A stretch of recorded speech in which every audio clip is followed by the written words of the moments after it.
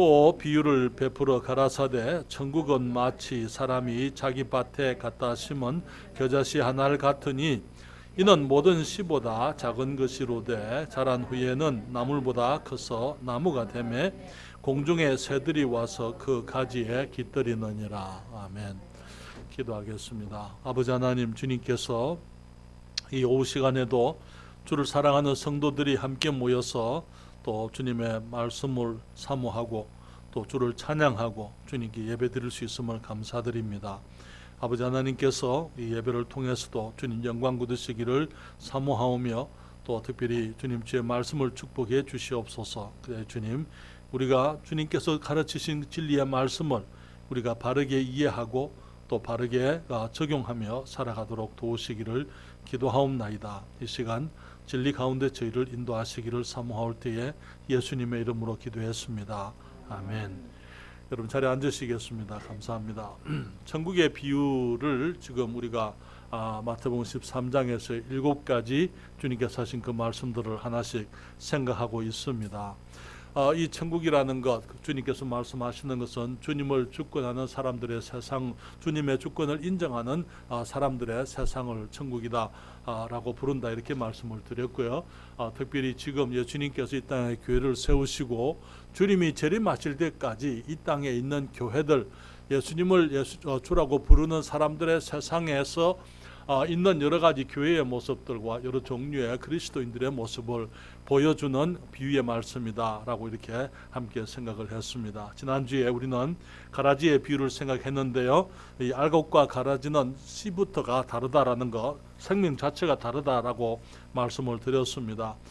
특별히 주님께서 이 천국의 아들들을 이제 교회 안에 주님의 나라에 뿌려놓지만은 그게 또 사탄은 와서 사탄의 이 자손들, 학원 일꾼들, 이 어두움의 아들들을 또 뿌려놓게 되므로 이 많은 사람들이 넘어지게 되고 불법을 행하는 일들이 있게 될 것을 주님께서 말씀을 해주신 것이죠.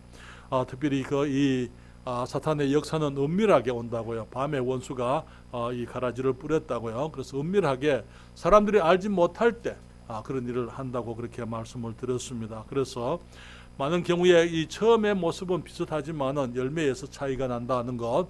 그래서 이 종교적인 모습도 가지고 있고, 이 경건한 말을 하고, 그런 것, 이 경건한 모습도 있지만은 그러나 열매에서 차이가 있게 된다 하는 것을 우리가 함께 봤습니다. 이 사람들은 많은 사람들을 넘어지게 하는 불법을 행하는 자들이다, 그렇게 우리가 함께 생각을 했고요. 특별히 주님께서 마지막 추수 때가 되면은 천사들을 보내서 이 모든 이제 가라지들을 거두어서 불에 던져 사르게 될 것이다 하는 사실도 함께 생각을 했습니다. 오늘은 겨자씨의 비유인데요, 이 겨자씨는 모든 씨앗들 중에 가장 작은 것이다 라는 것을 우리가 먼저 생각해 볼 수 있습니다. 31절 다시 말씀을 하십니다. 또 비유를 베풀어 가라사대 천국은 마치 사람이 자기 밭에 갖다 심은 겨자씨 하나를 같으니 이는 모든 씨보다 작은 것이로되 자란 후에는 나물보다 커서 나무가 되매 공중의 새들이 와서 그 가지에 깃들이느니라, 그렇게 말씀을 했습니다. 여기 천국, 특별히 우리가 이 시대의 천국을 교회라고 했을 때에 교회는 한 작은 씨로 인해서, 한 작은 생명으로 인해서 시작된 것을 우리가 알게 됩니다. 그 작은 씨는 사람들이 알아주지 아니하는 그러한 생명이었더라서요, 예수 그리스도께서 이 땅에 오셨습니다. 우리 주님 한 사람으로 인해서 주님의 나라가 이제 새롭게 시작되게 될 때에 사람들은 예수님을 귀하게 생각지를 않았더라서요, 예수 그리스도는 하나님이시지만은 종의 모습으로 이 땅에 오셨습니다. 마리아와 요셉, 이 나사렛에 있는 가난한 동네에, 가난한 가정에 이제 그 주님께서 그 영원한 생명, 이 복된 생명, 하나님의 생명을 의탁을 하셨던 것을 우리가 보게 되는 것입니다. 어린 아기로 태어나셨어요. 그거는 신비로운 것입니다. 하나님께서 어떻게 아기로 오실 수가 있느냐? 하나님께서 어떻게 우리의 아이들처럼 성장할 수가 있느냐? 그거는 우리들이 정말 우리의 인간의 머리로서는 이해할 수 없는 부분이죠. 그렇죠? 이해할 수 없다 그 말이 그것이 사실이 아니다 그 말 아니에요.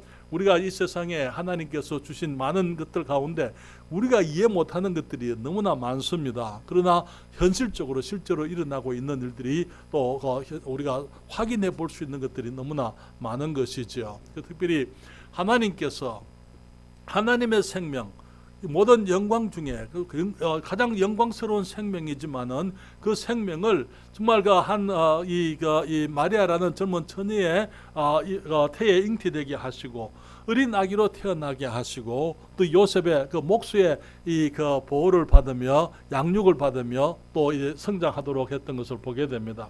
하나님이시고 왕의 왕이시고 만주의 주님이시고 모든 우주의 주인이시지만은 그분이 이 땅에 태어났을 때는 그 모습은 어린아이와 다른 여러 어린아이와 똑같았더랬어요.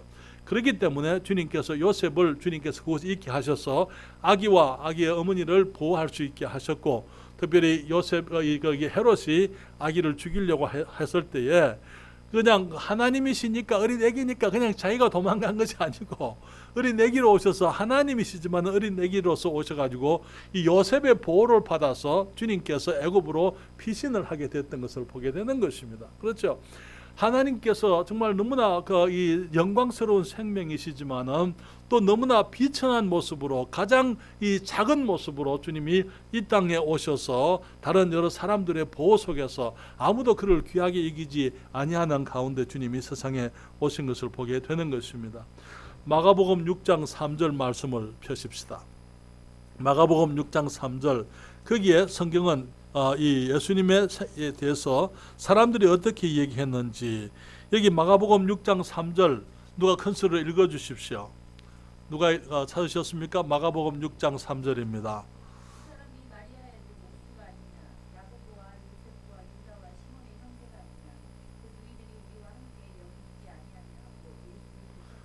이게 사람들, 동네 사람들이 예수님에 대해서 뭐라고 얘기합니까? 이 사람은 목수야. 그 목수가 아니냐? 여기 이제 마리아의 아들 목수가 아니냐? 요셉이 목수였고 예수님께서는 30년 동안 요셉의 집에서 목수로서 주님께서 성장을 하시고 생활을 하셨어요. 그렇기 때문에 사람들은 예수님을 단순한 어떤 목수로 생각을 해드렸습니다. 그리고 마리아의 아들이라고 생각을 했었어요. 그리고 또 거기에 그 형제 마리아의 다른 자녀들과 함께 있지 아니하냐, 그렇게 얘기를 하고 있는 것입니다. 그러면서 예수님을 어떻게 했다고요?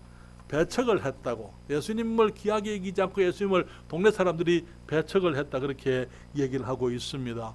또 이사야서 거기 53장 1절부터 3절까지 성경에 말씀을 하고 있죠. 이사야서 53장 1절로부터 3절에 성경이 말하기를 제가 읽겠습니다. 우리의 전한 것을 누가 믿었느뇨? 여호와의 팔이 네게 나타났느뇨?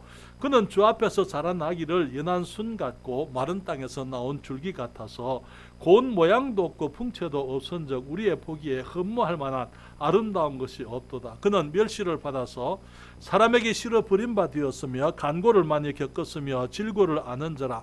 마치 사람들에게 얼굴을 가리우고 보지 않음을 받는 자 같아서 멸시를 당하였고 우리도 그를 귀히 여기지 아니하였도다.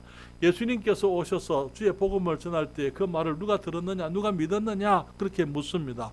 그렇지만은 사람들이 안 믿었지만은 여호와의 팔이 누구에서 나타났느냐? 그는 주 앞에서 자란 아기를 연한 순 같. 연한 순이 뭔지 아시죠? 씨를 뿌려서 땅에서 연한 순이 올라오게 됩니다. 그것은 지극히 나약하고 지극히 가련하고 연약하고 정말 거기에 이 짐승 한 마리라도 지나서 그냥 발로 토끼가 지나면서 그냥 발로 쳐버리면 꺾어질 수 있는 그런 모습의 연한 순, 그런 그와 같이 연약한 모습으로 태어났고, 그 다음에 그 마른 땅에서 나온 줄기와 같아서 고운 모양도 없고 풍채도 없었다. 우리의 보기에 흠모할 만한 아름다운 것이 없었다, 그렇게 얘기를 합니다. 그래서 어떤 분들은 예수님의 이 성화, 여러분 성화 중세기에 이 성화를 많이 사람들이 그렸잖아요. 예수님의 모습을 많이 그렸습니다. 어떤 분이 그렇게 얘기했어요. 거기 좀 문제가 하나 있습니다. 그 그림에 예수님이 너무 잘생겼습니다. 너무 미남으로 그려놨어요. 너무 미남으로 그래. 예수님이 그렇게 흠모할 만한 아름다운 것이 없는 분이었다. 보기에 정말 그분은 정말 멋있다, 따를만하다, 존경할 만하다, 그런 것이 그분에게 없었다고. 그 풍채로서는 그랬다, 그 말이죠. 어쩌면 키도 작았는지도 모르겠어요. 삐쩍 말랐는지도 모르겠어요. 그렇죠? 그래서 얼굴도 새까맣고 아마 이 노동을 하신 분이라서 그런 모습을 가지고 계셨는지 모릅니다. 그래서 여기 말하기를 그는 멸시를 받아서 사람들에게 멸시를 받으면서 사람에게 싫어 버림받 되었으며 강고를 많이 겪었으며 질고를 아는 자라. 예수님 어렸을 때부터 그냥 편안하게 생활하신 게 아니고 실제로 노동 가운데 힘든 삶을 주님이 살으셨다고 성경은 말하고 있는 것입니다. 그리고 마치 사람들에게 얼굴을 가리우고 보지 않음을 받는 자 같아서 아무도 귀하게 여기지 않았어요. 그래서 그냥 누가 와도 예수님이 들어온다고 사람들이 일어나서 자리를 내준다든지 아니면 일어나서 인사를 한다든지 그런 것이 없이 와도 가도 누구도 관심을 두지 않는 그런 분이었다고 말하고 있는 것입니다. 그래서 주님께서는 그 멸시를 당하셨고 또 우리도 그를 귀히 여기지 아니하였도다 그렇게 얘기를 했습니다. 예수님께서 오셨을 때에 사람들이 예수님을 귀하게 여기지 않았더랬어요. 그때 당시에 있었던 많은 이 유대인 지도자들이 예수님을 우습게 생각을 했습니다. 왜냐하면 예수님은 갈릴리 출신의 사람이잖아요. 자기들과 같이 유대 출신의 사람도 아니었고 여기에 그 랍비나 레위 사람도 아니고 거기 어떤 이 성경을 많이 알거나 학자들이나 그런 계층의 사람이 아니었기 때문에 그들이 예수님을 우습게 생각했던 것이 사실인 것입니다. 그래서 예수님이 오셨을 때 그들이 주님을 받아들이기를 비록 주님께서 행하시는 일이 위대한 일들 사람이 할 수 없는 일들을 행했지만은 그래서 니고데모라는 사람이 밤에 예수님을 찾아와서 라비여 우리가 보니 당신은 하나님께로부터 오신 선생이 분명합니다.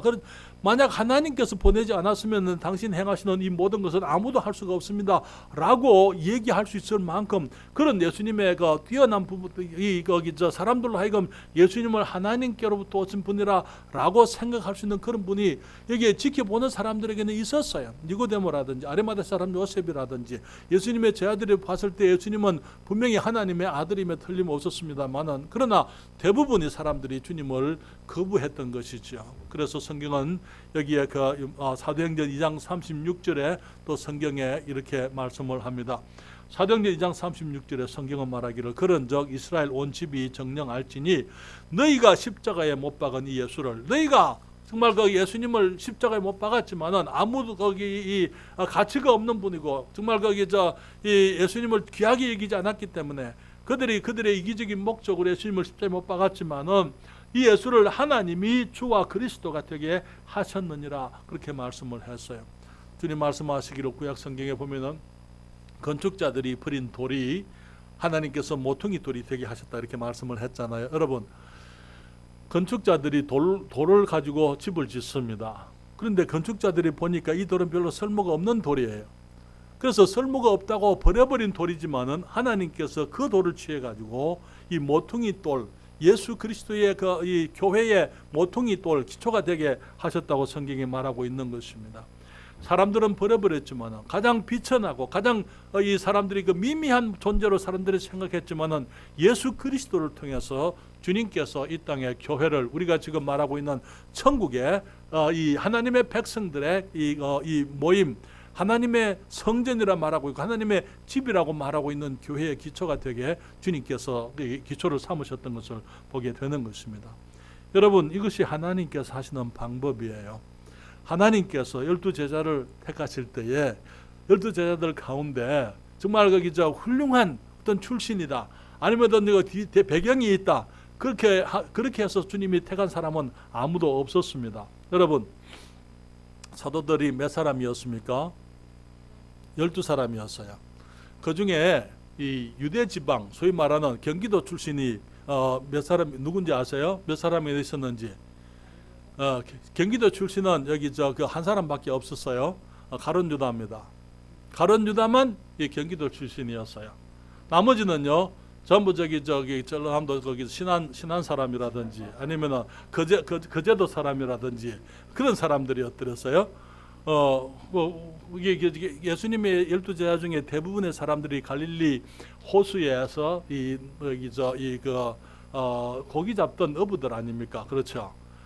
베드로와 안드레가 고기 잡고 있을 때 요한과 야고보가 고기 잡고 있을 때 주님께서 그들을 부르셨잖아요.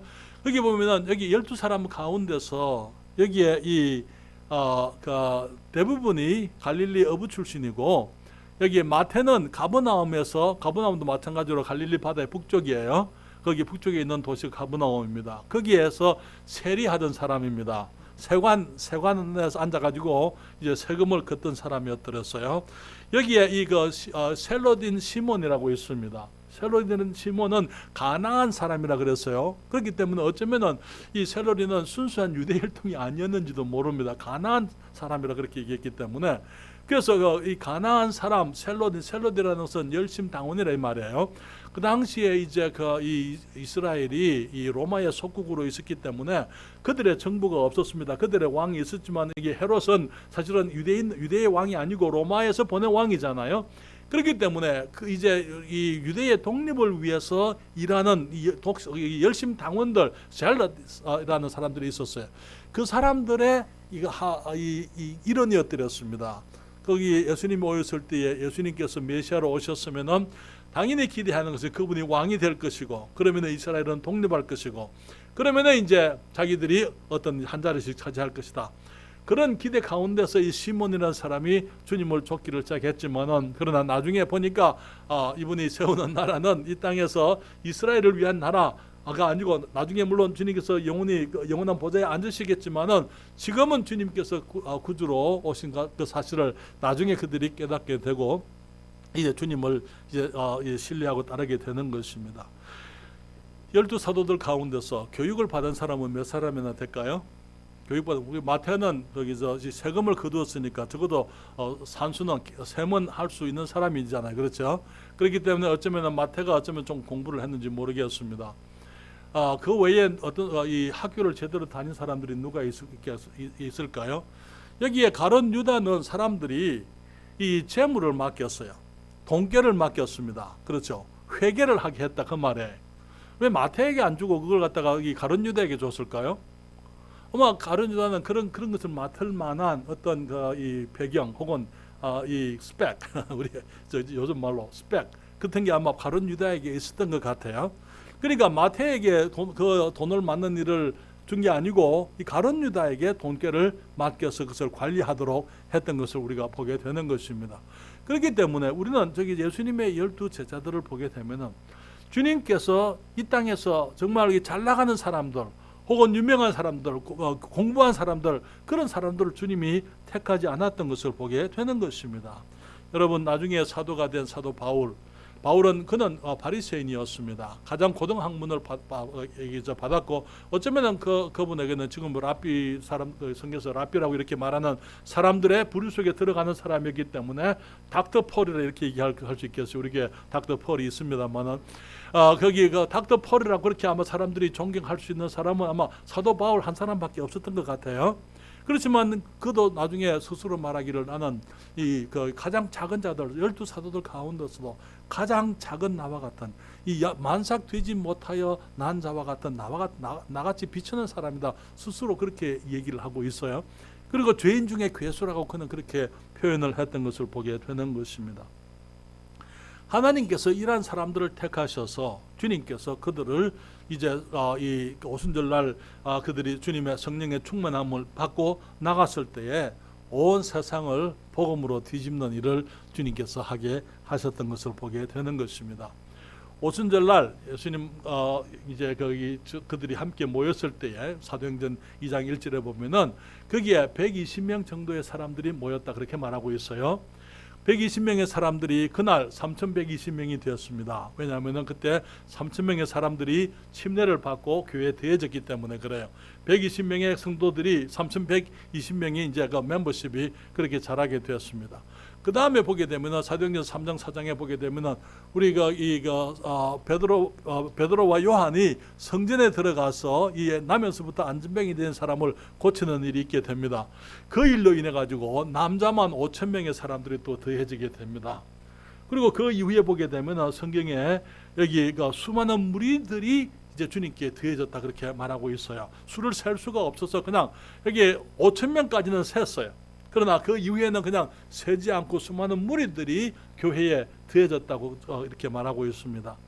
사도행전 21장 20절에 보게 되면은 거기에 사도 바울이 이제 선교 여행을 마치고 3차 선교 여행을 마치고 이제 예루살렘으로 왔을 때에 그때 예루살렘 교회의 장로들이 그 목사들이 이제 그 사도 바울로 하여금 할례를 행하고 결례를 행하기를 원합니다. 여러분 사도행전 21장 20절 말씀을 보시겠습니까? 사도행전 21장 20절 누가 큰 소리로 읽어 주십시오. 21장 20절 찾으셨습니까?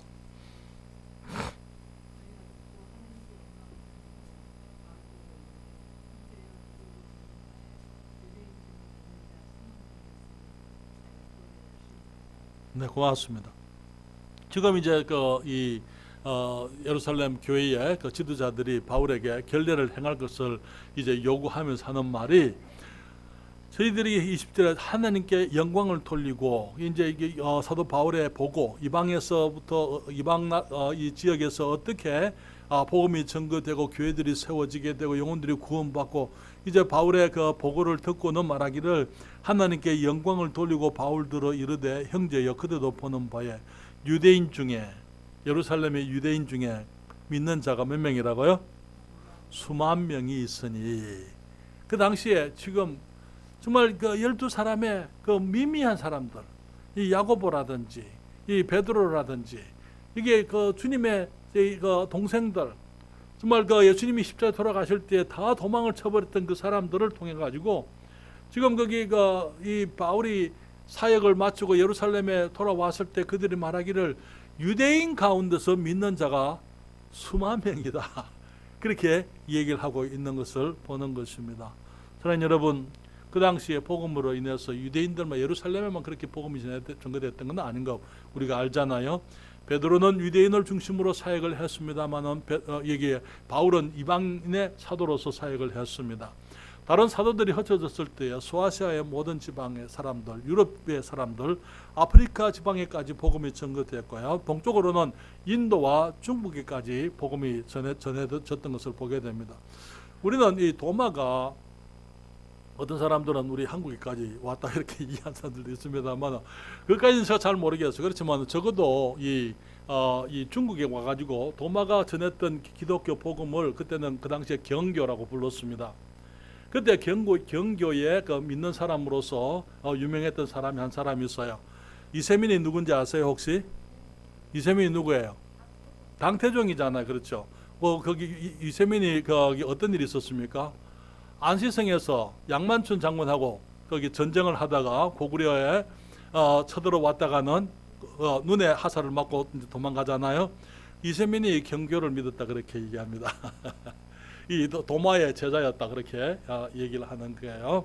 그래서 지금 우리 이 기록들을 보게 되면은 하나님의 사람들이 그 당시에 정말 비록 출신은 너무나 미미하고 보잘것없는 갈릴리 지방의 출신의 사람들이었지만은 그들이 그리스도의 복음을 알게 되었을 때에, 그리고 예수 그리스도로 말미암아 하나님의 나라가 확산되어지게 될 때에 그 당시에 알려졌던 모든 지역의 복음이 전거되고, 사도 바울이 나중에 로마서에 말하기를 내가 이 지역에서는 더 이상 복음을 전할 곳이 없어서 내가 이제는 스페인으로 가겠다 그렇게 얘기를 하면서, 로마서에 내가 지나가면서 스페인으로 가는 길에 내가 로마를 들르면 너희들이 나를 보내주기를 원한다 그렇게 사도 바울이 얘기하고 있는 것을 보게 되는 거예요. 사랑하는 여러분, 예수님의 제자들의 그 사역에 대해서 사람들이, 믿지 않는 사람들이 그들에 대해서 어떤 평을 했냐면요, 이 사람들이 온 세상을 어지럽히는 자다 그렇게 얘기했어요. 그들의 도로, 자기 도로서 온 세상을 어지럽히는 자다. 영어 성경에는 turn the world upside down, 뒤집었다 이 말이에요. 복음으로서 온 세상이 다 뒤집어지도록 했다 그렇게 말씀을 하고 있는 것입니다. 지금 현재 기독교가 들어가 있지 않은 나라가 거의 없다고 말씀을 드릴 수 있습니다. 몇몇 회개 국가나 또 공산 국가에서는 그리스도의 복음이 전거되어지지 못하도록 핍박을 받고 금지되어 있습니다만은 세계에 알려진 거의 모든 나라에 복음이 전파되고 많은 언어로 성경이 번역되어지고 있는 것입니다.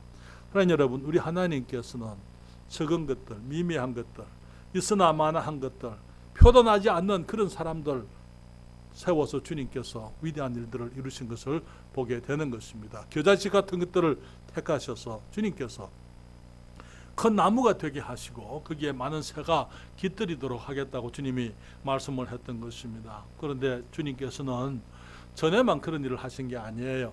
지금도 주님께서는 그렇게 일하고 계시다고 여러분들에게 말씀을 드립니다. 지금도 우리 하나님께서는 작고 천한 것, 세상이 알아주지 아니하는 것, 미미한 것, 그런 것들을 주님께서 택하셔서 하나님의 영광을 위해서 사용하고 계신다라는 사실을 우리가 함께 말씀을 드립니다. 고린도전서 11장 26절부터 29절입니다. 우리 다 같이 말씀을 펴서 읽겠습니다. 고린도전서 1장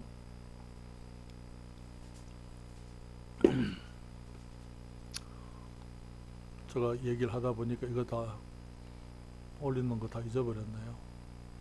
고린도전서 제1장 26절부터 29절 같이 읽겠습니다. 우리 주님께서는 지금도 그와 같이 일하고 계신다는 사실이죠. 1장 26절부터 29절까지 같이 읽습니다.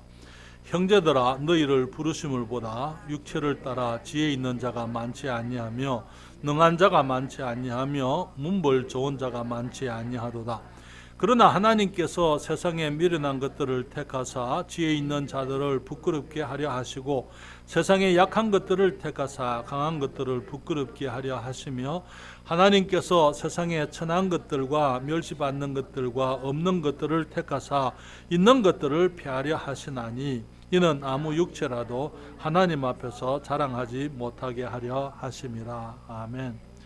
여러분, 주님께서 우리에게 주신 이 귀한 복음을 우리가 위대하고 우리가 잘났기 때문에 주님께서 주신 것이 아니라고요. 사랑하는 여러분, 여기 이 세상에서 주의 복음을 인해 가지고 어깨에 힘줄 사람은 아무도 없어요. 왜냐하면 우리는 어디서부터 우리가 왔는지 잘 알고 있기 때문인 것입니다. 우리가 다른 사람들보다 더 똑똑하거나 더 유명하거나 더 많이 배웠거나 아니면 더 많은 것들을 가졌기 때문에가 아니고 주님께서 이스라엘을 부르실 때에 그들이 다른 민족보다 더 뛰어나고 수가 많기 때문에가 아니고 수가 더 적고 더 뛰어나지 못해 더 못난 민족이기 때문에 주님께서 이스라엘을 택하셨다 이렇게 말씀을 했습니다. 주님께서 우리에게 주의 복음을 맡기실 때 우리들에게 어떤 맡기실 만한 그런 어떤 자격이나 어떤 능력이 있어서가 아니고 주님께서 우리를 능력이 없다 보시기 때문에 연약하다라고 생각하시기 때문에 우리가 이 문벌이 좋지 않기 때문에 가진 것이 없기 때문에 주님께서 우리를 택하셔서 주님의 영광을 위해서 일하게 하시는 것을 보게 되는 것입니다. 여러분, 만약에 이 박 목사가 여기 닥터 학위를 가지고 유명한 프리스턴이나 아니면 그런 대학을 나와서 뭘 했다면은 아마 그런 데서 그런 교육을 받아서 뭘 했을 것이다라고 사람들이 그런 대학이나 그런 교육에다가 공을 돌릴 수가 있을는지 모르겠어요.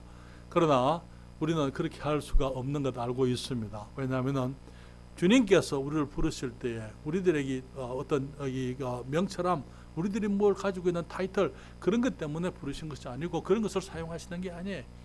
그렇기 때문에 우리가 주님께서 우리를 사용하시면서 우리 주님께서 영광을 거두게 되기를 주님이 원하시는 거예요. 주님은 주님의 영광을 사람들과 나누지를 않겠다고 주님이 성경에서 말씀을 하고 있습니다.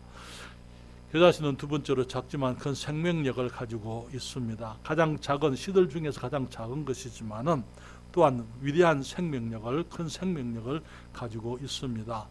이 복음이라는 사도 이 바울이 로마서 1장 16절에 말하기를 내가 복음을 부끄러워하지 아니하노니 이 복음은 모든 믿는 자에게 구원을 주시는 하나님의 능력이 됨이라. 첫째는 유대인에게요 또한 헬라인에게라 그렇게 말씀을 했는데요. 여기에 이 복음을 다이나마이트와 같은 이 능력이 있다 이렇게 말씀을 했어요. 그런데 이 능력이라는 그 단어는 이 드나미스라는 헬라어인데 그것은 이 다이나마이트가 뭔지 아시죠? 이 바위를 깨뜨리고 굴을 파고 이 거기 채광 광산에서 이렇게 굴을 여기 이제 큰 바위를 깨뜨리고 할 때 사용하는 이 폭발 이 폭탄이죠. 그런 것들이 이제 아무리 단단한 것들도 이 다이나마이트나 이런 것으로서 이제 폭발을 시키고 파괴시키고 무너뜨리는 그 능력이 있는 것입니다. 복음에는 능력이 있다 그렇게 말씀을 했어요. 복음에는 내가 복음을 부끄러워하지 아니하노니 이 복음은 모든 믿는 자에게 구원을 주시는 하나님의 능력이 됨이라. 그래서 첫째는 유대인에게요, 또한 헬라인에게다. 유대인들도 복음으로 무너지는 것입니다. 그렇죠? 복음으로 무너졌던 것이, 거기에 예루살렘에 믿는 자가 수만 명이 있었다고 그렇게 얘기를 했잖아요. 여기에 이 유대교의 특징은 자기들만 하나님의 택한 민족이라 생각을 했었어요. 그렇기 때문에 율법에 열심히 하면서 예수 그리스도를 배척했던 그 이유가 그들이 그 율법 때문에, 이 유대교의 신앙 때문에, 그들의 자부심, 그들의 선민의식, 그런 것들이 이 그리스도를 이제 십자가에 못 박았고, 나중에 스데반 집사가 복음을 전할 때에 그들의 유대교의 신앙 때문에 그들이 스데반 집사를 돌로 쳐 죽였었더랬고, 거기에 그 중심 인물이 이 사울, 나중에 바울이 되잖아요. 그 사람이 그 중심 인물이었어요. 그런데 복음이 전해지니까 그 유대인의 회당 가운데서 복음을 믿는 사람들이 공회 가운데서 나오게 되고, 이 바리새인 사도 바울도 이 사울도 이제 회개하고 예수 그리스도를 만나서 이제 이 복음을 전하는 하나님의 사람이 되는 그런 엄청난 능력의 역사가 있게 됐던 것을 알고 있습니다. 그래서 이제 한때 핍박하던 그 예수 그리스도의 복음을 그가 전하게 될 때에 사도 바울의 사역을 통해서 가는 곳마다 영혼들이 구원받고 교회들이 세워졌던 것, 하나님의 나라가 확장되어졌던 것을 우리가 아는 것입니다. 주님 말씀하시기를 또한 헬라인에게로라 그렇게 얘기를 했어요. 이방인의 사도로 사도 바울이 갔을 때에 그 당시에 이 로마 제국이 그리스도인들을 핍박했습니다. 로마 제국이 왜 핍박했는지 아십니까? 그 이유를 아십니까? 처음에는 용납했더랬어요. 이게 로마의 정책이 뭐냐면은, 로마가 이제 세계를 정복하면서 그 정책은 이 정치는 자기들이 정치인들을 보내지만은 종교는 각 지역마다 종교를 인정을 해줬더랬어요. 그렇기 때문에 유대교 안에서 대제사장들과 이 성전 예배를 할 수 있었더랬습니다. 나중에 이제 그리스도를 전하는 복음을 전하게 됐을 때에 사람들이 이제 처음에는 복음을 전하는 기독교인들을 용납을 했더랬어요. 그러나 결국은 이 그리스도인들이 이 로마의 정책을 따를 수 없는 것 하나가 있었어요. 그것이 뭐냐면은 로마는 황제가 신입니다. 그렇기 때문에 로마 황제를 신으로 생각할 수가 없는 게 그리스도인들이. 그래서 이제 이 그리스도인들이 로마 황제 숭배를 거부하게 됩니다. 그로 인해 가지고 이제 이 로마의 황제들이 이제는 그 네로부터 시작을 해가지고 10명의 황제들이 그리스도인들을 핍박하는 이 피해 역사가 시작이 됐던 것입니다. 그렇지만은 나중에 로마는 사라졌어요. 그렇죠? 로마의 그 황제의 식구들 가운데서도, 네로의 식구들 가운데서도 그리스도인들이 나오게 됩니다. 여기 로마는 무너졌지만은 하나님의 복음은 지금도 건재하고 있는 것을 우리가 알고 있는 것입니다. 세상도 마찬가지예요. 지금은 그리스도인들을 핍박하는 사람들이 있습니다. 그러나 그들 역시 마찬가지로 지나가게 되겠지만은 우리 하나님의 복음은 주님 오실 때까지 계속되게 되어져 있는 것입니다. 여러분, 그리스도인의 생명도 이와 같아요. 그리스도인의 생명, 사람에서 잉태되어지는 과정을 보게 되면은 처음에 눈에 보이지도 않는 작은 씨가 모태에서 이제 결합을 이루게 되죠. 그리고 그것이 10달 후에는 사람이 되어서 태어나게 되는 것입니다. 작은 생명으로 태어나지만은 그 아기가 인생을 통해서 위대한 것들을 이루면서 살아가는 것처럼 영적 생명도 마찬가지입니다. 하나님의 말씀의 씨앗이 우리 마음에 떨어지게 됩니다. 그러면서 우리가 주님을 영접하게 하고 난 이후에 우리는 잘하는지도 모르고 성장하게 되어져 있어요. 그렇죠? 여러분, 혹시 구원받은 지 오래됐기 때문에 나는 충분히 성장했습니다라는 분 혹시 계세요? 우리는 다 그렇게 생각하지 않습니다. 그렇죠? 수십 년이 지났지만 아직도 우리는 연약하다라고 우리가 생각을 하고 있습니다. 그렇지만은 우리 그리스도인들 가운데서 정말 영적인 하나님의 사람들이 나오게 되고 위대한 믿음의 사람들이 나오게 되는 것입니다.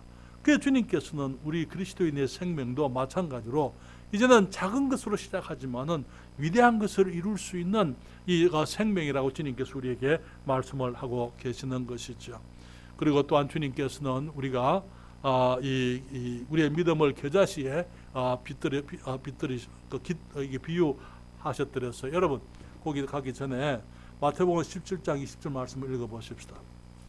마태복음 17장 20절 말씀입니다. 누가 큰 소리로 읽어주세요. 마태복음 17장 20절 말씀입니다.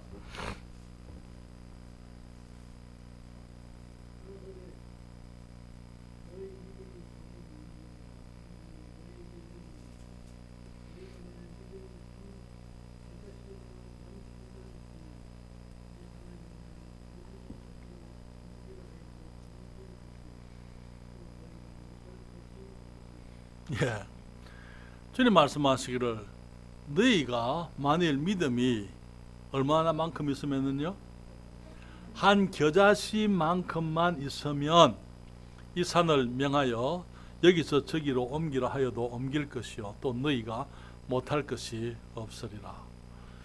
주님께서 우리들의 믿음이 바로 그와 같다 그렇게 말씀을 하고 있어요. 우리가 겨자씨에만한 믿음이 있어도 그거 충분하다는 거예요. 우리가 주님의 일을 하는데 큰 믿음이 필요한 게 아니고 겨자씨만큼 작은 믿음만 있어도 우리가 정말 산을 옮길만 한 그런 믿음, 정말 우리가 못할 것이 없는 그런 믿음이 될 수가 있다는 것입니다. 사랑하는 여러분, 우리 주님 믿습니까? 하나님 말씀을 믿습니까? 우리가 주님께서 우리에게 이 교회를 주신 줄 믿습니까? 하나님께서 우리와 함께 하신 줄 우리가 믿는다면은 주님께서 이곳에서 주님의 영광을 위해서 사람들이 이룰 수 없는 사역, 하나님께서만 이루실 수 있는 그런 사역들을 이루실 것을 우리가 믿어야만 되는 거예요. 그렇죠? 주님의 약속입니다. 겨자씨만큼만, 한 겨자씨만큼만 믿음이 있으면 못할 것이 없다 그렇게 말씀을 하신 것입니다. 세 번째로 잠깐 말씀을 드립니다. 겨자씨가 자라게 되면은 나무가 되는데 그곳에 새들이 깃든다고 이렇게 얘기했습니다. 이 해석은 두 가지로 해석할 수가 있습니다. 긍정적인 해석이 있습니다. 많은 사람에게 안식처를 제공하게 된다. 여기 여러분 새들은 스스로 나무와 같은 견고한 처소를 만들지 못합니다. 둥지는 지을 수 있어요, 새들이. 그렇죠? 그렇지만은 이 나무 같은 거 그런 것을 만들 수가 없습니다. 그렇기 때문에 나무나 바위 사이에 새들이 집을 짓는데 이제 그 새들이 나무나 바위 사이에 집을 짓는 것처럼 교회가 많은 사람들에게 집을, 둥지를, 안식처를 제공하게 될 것이다. 그렇게 말씀을 하는 것입니다. 수많은 사람들이 인생이 힘들고 어렵지만은 교회 와서 삶의 의미와 기쁨과 쉼을 찾게 되는 것을 보게 됩니다. 여러분, 우리가 교회에 모이는 사람들이 피곤하지 않아서 모이는 사람 계세요, 여기? 피곤하지 않기 때문에, 나는 생활에 여유가 있기 때문에, 나는 시간도 남아 돌기 때문에 그래서 교회 나오는 분 혹시 계십니까? 아니요. 우리 생활이 힘드니까 교회 더 와야 되는 거예요. 그렇잖아요. 우리가 정말 피곤하니까, 우리가 육체적으로 더 피곤하고 힘드니까 교회 와서 정말 주님의 말씀을 듣고 주님을 찬양하고, 오후 예배가 여러분 얼마나 큰 축복인지, 오전 예배하고 오후 예배가 다르다는 이거 여러분 아시잖아요. 그렇죠? 이해하세요? 오전 예배와 오후 예배가 다르다는 거 여러분 그 차이를 알고 계십니까? 오늘 오후에도 우리가 찬송하면서 정말 찬송하면서 그냥 찬송 좀 계속 불러보지. 찬송을 계속 부를 수 있었으면 언젠가는 우리가 그렇게 할 거예요. 네, 찬송만 부를 때가 오게 될 겁니다.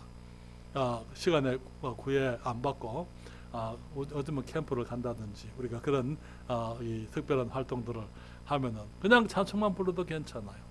여기 캠프 파이어 모닥불 피워놓고 주위에 앉아가지고 우리 전사님 기타 가지고 다들 앉아서 찬송 부르는 거 한번 상상해 보십시오. 얼마나 멋있겠어요. 별로입니까? 여기 여름에 그렇게 하면은 모기가 달라들어서 싫어요. 그렇죠? 참여인들은 그런 게 없는 상관없어요. 그런 것들을 있으면 좋겠어요. 그렇지만은 다른 데서는 찾을 수 없는, 집사님 기도하시면서 다른 데서는 볼 수 없는 그런 기쁨들, 그런 그 즐거움이 우리가 교회 안에서 우리가 발견할 수가 있는 것입니다. 여러분, 아직까지 정말 예배와 찬양, 교제와 섬김 이런 것에서 어떤 누리는 기쁨을 잘 알지 못하면은 여러분들이 주님께 기도하세요. 주님, 예배의 즐거움, 정말 찬양의 기쁨 내가 알 수 있도록 해주세요. 우리가 그런 것들을 알게 되기를 바랍니다. 부정적인 해석이 있습니다. 부정적인 해석은요, 이 교회가 이제 겨자씨만한 것이 이렇게 성장해서 자라게 되면, 나무가 되면 거기 새들이 깃든다 그래서요, 거기에 사탄의 무리들이 꼬여든다, 그런 식으로 우리가 이제 또 해석을 할 수가 있습니다. 새라고 이렇게 했을 때에 상징적으로 얘기하게 되면은 마귀의 천사들, 이 공중의 천사들을 의미하는 것이다 라고 그렇게 이야기하는 사람들도 있습니다. 우리가 역사적으로 보게 되면 항상 주님께서 하나님의 일을 하게 되면 거기에 사탄은 항상 자기 일을 또 거기에 같이 하는 것을 보게 됩니다.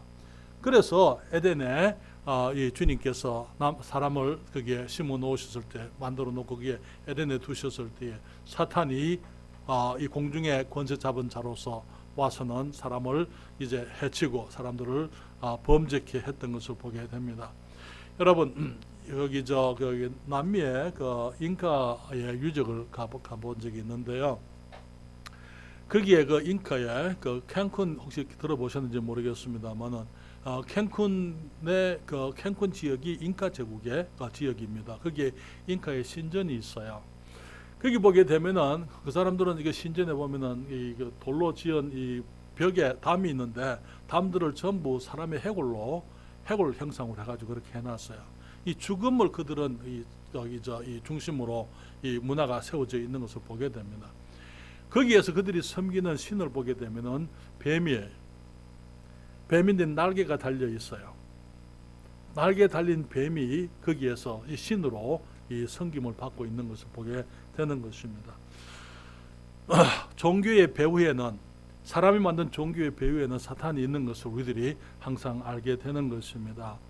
여기 건전한 교회, 주님의 교회, 처음에 겨자씨만한 이제 미미한 교회이지만은 그 믿음으로 하나님께서 축복하셔서 교회가 생기게 되고, 교회들이 이제 거기 커지게 되고 이제 이 나무로 자라게 되면은 거기에 와서 깃들이는 이 사탄의 세력들이 있는 것을 우리가 여기서 역사적으로 확인을 해볼 수가 있습니다. 여러분, 건전한 교회는 항상 신령한 사람들에 의해서 세워지게 됩니다. 그런데 건전한 교회가 세워지게 되면은 그 다음에 이제 교회가 세력을 얻게 되고 큰 이제 힘을 가지게 되고 영향력을 가지게 되잖아요. 그 다음에 등장하는 것이 육적인 사람들이 등장하게 됩니다. 그러면서 이미 세워져 있는 이 영향력 있는 것, 이미 세워진 이 힘 있는 것을 차지하는 거예요. 싸우는 것입니다. 그것을 차지하기 위해서. 그러면 어떤 일이 있습니까? 영적인 사람들은 안 싸워요. 줘버리는 것입니다. 그리고 또 나와서 다시 시작을 하는 거예요. 그런데 그 남아있는 이것들은 이제 하나의 기계처럼 성령이 빠지고 사람들이 그냥 조직화해서 그냥 그렇게 운영해 가는 거예요. 그러니까 성령께서 없이도, 오늘날 수많은 교회들을 보면서 사람들이 하는 얘기가 성령이 없어도 저런 교회들은 굴러갈 수 있다. 왜? 인간의 조직이고 경영의 원리나 그런 것으로 그냥 굴러가기 때문에 충분히 그럴 수 있다. 그리고 나중에는 이제 그런 것들이 하나님의 축복이 그것을 떠나게 되면은 하나의 빈 껍데기만 남게 되는 것입니다. 그것을 이제 하나의 마뉴먼트라 기념비가 남게 되는데요. 그 그림을 이렇게 얘기할 수 있습니다. 제일 위에 여러분 글자가 보입니까? 여기에 맨이에요. 사람이 일을 시작을 합니다. 그 다음에는 하나의 무브먼트가 운동이 되어서 영향력을 가지게 돼요. 그런데 여기에 이렇게 되면 이제 육적인 사람들이 꼬이게 되겠죠. 그래서 영적인 사람들은 빠져나가게 되고 이것이 하나의 머신, 기계, 조직이 되고 마는 것입니다. 이 조직은, 인간의 조직은 죽게 되어져 있어요. 그 다음에 남는 것이 이 기념비, 비석만 남게 되는 것입니다. 마뉴먼트만 남게 되는 거예요. 그래서 여기서부터 무브먼트에서부터 이 머신으로 넘어가는 이 과정에서 또 사람들이 나가게 돼서 또 새로운 운동을 시작을 하게 되는 것입니다. 우리 인간의 이 타락한 육성이 역사를 통해서 우리가 증명이 됩니다. 하나님께서는 모든 것을 아름답게 지으십니다. 성경은 말하기를 그러나 인간들이 꾀를 낸다고요. 그렇죠. 하나님이 주신 아름다운 것들을 그들을 유지하는 것이 아니고 거기에서 인간들의 이 육신적인 것, 강교함, 인간들의 계산, 인간들의 욕심 그런 것들이 들어오게 되는 것입니다. 결국은 그렇게 되면은 이 한 사람으로 인해서 순수한 사람들로 인해서 시작되었던 작은 이제 운동이 작은 어떤 사역이 하나의 어떤 운동이 되고 세력을 얻게 되면은 거기에 육신적인 사람들이 들어와서 그것을 이제 장악을 하게 되는 것입니다. 지금 우리는 역사 가운데 지금 이렇게 기념비가 되어 있고 기계가 되어져 있는 이 상태에 있는 교회들을 우리는 많이 얘기할 수 있어요. 지난번에 제가 구세군에 대해서 말씀을 드렸습니다. 그렇죠? 구세군은 여기 부스라는 윌리엄 부스 한 분으로 인해 가지고 시작이 된 이 구령 사역이었습니다. 이 구령, 영웅 구령을 이 최선으로 생각했기 때문에 그래서 그들은 설베이션 아미, 구원의 군대다 그렇게 시작을 했었어요. 그런데 그 사람들이 나중에는 이제 구제 사업 기관이 되고 말았어요. 지금은 미국의 설베이션 아미 하면은요, 이 아침에 제가 굿윌에 대해서 말씀을 드렸습니다만은 이 거기 중고 물건들 그런 거 도네이션 받아가지고 그것을 팔아서 강한 사람들을 돕고 그런 일을 하는 그런 어떤 사회 사업 기구로 전락을 하고 말았어요. 그래서 본질이 빠져버린 것입니다. 그리고 이제 지금은 이제 하나의 어떤 너무나 미미한 그러니까 여러분 구세군 여러분 어디서 볼 수 있어요? 구세군의 흔적은 어디서 볼 수 있습니까? 1년에 한 번씩 여러분 보시잖아요. 크리스마스가 되면은 구세군 자선 낭비 나오잖아요. 그렇죠? 그 사람들이 하는 것이 자선 낭비하면서 땡땡 종 치면서 복음 전합니까?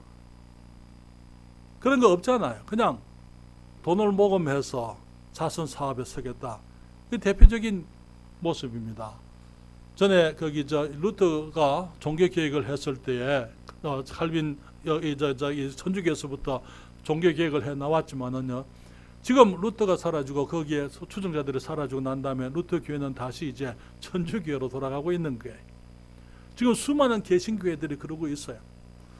많은 개신교 이제는 연합 다시 로마 교회와 같이 다시 연합하자 하는 그런 모습으로 지금 돌아가고 있는 것을 우리가 보고 있는 것입니다. 사랑하는 여러분, 우리가 역사 가운데 보게 되면은 항상 교회들이 주님께서 시작을 하시고 주님께서 그 교회들을 통해서 위대한 일을 이루시게 되면은 악한 세력들이 꼬이게 되고 그로 인해 가지고 무너지는 그런 일들이 하나의 어떤 비석이 되고 하나의 기념탑이 되고 그렇게 남아 있는 것들이 지금 우리는 역사 가운데 수없이 그런 그 무리들을 그런 흔적들을 볼 수 있습니다. 여러분, 하버드 대학이 처음에 시작될 때는 신학교였다는 거 알고 계십니까? 하버드 대학이 신학교였더랬어요. 예일 대학은요. 신학교. 하나님의 진리의 말씀을 가르쳐서 정말 이게 거기 하버드 대학의 정의와 진리 아마 그렇게 생각되는데 그 두 가지 모토가 정의와 진리. 여러분 나중에 기회 되면 한번 확인해 보십시오. 그때 성경이 하나의 로고처럼 그렇게 되어 있었더랬어요. 그런데 그 모든 것들이 다 사라지게 되고 인본주의의 본상이 되고 케임브리지 대학도 마찬가지고요. 옥스퍼드도 마찬가지고 그런 위대한 하나님의 일들이 시작한 사람들은 전부 경건한 하나님의 사람들이 시작을 했더랬습니다. 그리고 그 하나님의 사람들을 훈련하기 위해서 시작을 했더랬어요. 그러나 그런 일들이 있고 난 다음에 그것도 이제 그 세력이 커지게 되고 영향력이게 되면은 그 다음에 등장하는 것들이 육신적인 사람들이 등장을 하게 되고 그래서 자리를 추구하는 거예요. 자리, 교장이 되고 학장이 되고 교수가 되고 그런 자리들.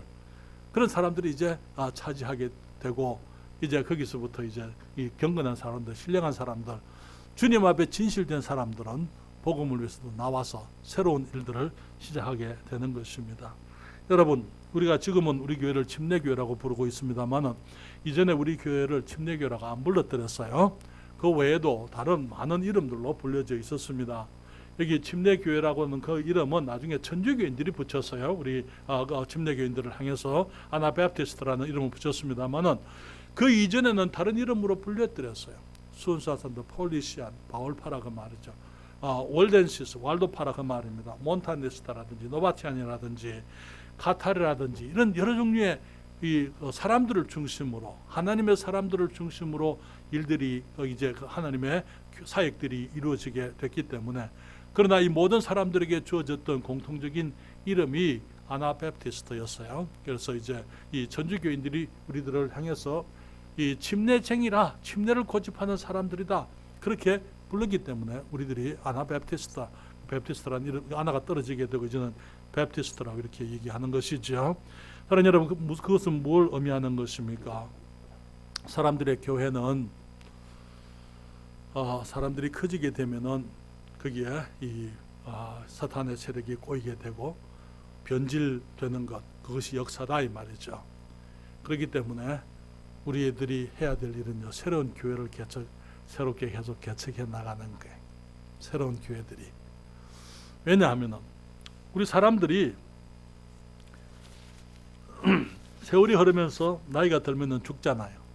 그렇죠. 교회도 마찬가지입니다. 교회도 생명체입니다. 지금 과거에 있었던 교회들, 유명했던 교회들 그 흔적들이 많이 없잖아요. 교회도 생명체이기 때문에 세월이 흐르면서 죽게 되어져 있다는 거예요. 그렇기 때문에 거기에서 우리들이 기억해야 될 것은 새로운 생명, 우리가 자녀들을 출산을 해야 돼요. 한국 사람들 지금 작년에 이 출산율이 0.87이라고요. 그래서 처음으로 이제 3만 명 정도가 수가 줄었다 얘기하는데 재생산이 안 되면은 이제 민족이 없어지겠죠. 그렇죠. 교회들도 마찬가지. 재생산을 통해서만 우리들이 계속적으로 주님의 일이 이루어지고 연장되어질 수가 있는 것입니다. 그래서 정말 주님께서 드리는 기도는 주님께서 우리 교회를 통해서도 우리 교회가 성장하면서 정말 새로운 교회들이 계속 되어질 수 있도록 그렇게 우리가 하나님께 기도해야 되고 일해야 된다고 믿습니다. 그래서 우리 교회, 우리 자녀들이 일꾼으로 자라야 되는 거예요. 그래서 그들이 정말 세상에 많은 일들을 할 수 있지만은 주님의 영광을 위해서 할 수 있지만은 그러나 정말 꼭 해야 될 일은 교회를 새로운 교회들을 계속 개척해 나가는 것입니다. 사랑하는 여러분, 주님께서 시간이 많이 됐기 때문에 여기서 말씀을 적겠습니다만은 겨자씨의 비유가 무엇을 말하는 것입니까? 하나님의 나라가 처음에는 작은 것, 미미하고 아무도 알아주지 않는 것들 그런 모습으로 시작했지만은 우리는 역사 가운데 하나님의 교회가 얼마나 큰 영향력을 가진 하나님의 나라가 됐는지 교회가 됐는지 우리가 역사를 통해서 알 수 있습니다. 그리고 또 교회를 통해서 수많은 축복들을 누리고 있습니다. 그렇죠? 그렇지만 또한 이 교회 부정적으로 보게 되면은 이 교회 안에 또 사탄의 세력들이 들어와서 이 틀을 잡고 거기에 둥우리를 트고 하는 것을 보게 되는 게 대표적인 것이 천주교회. 그리고 지금 우리들이 생각할 수 있는 것은요, 많은 이단 집단들, 몰몬교라든지 안식교라든지 여호와증인이라든지 이런 집단들이 다 자기들 기독교라 이렇게 얘기하잖아요. 그렇죠?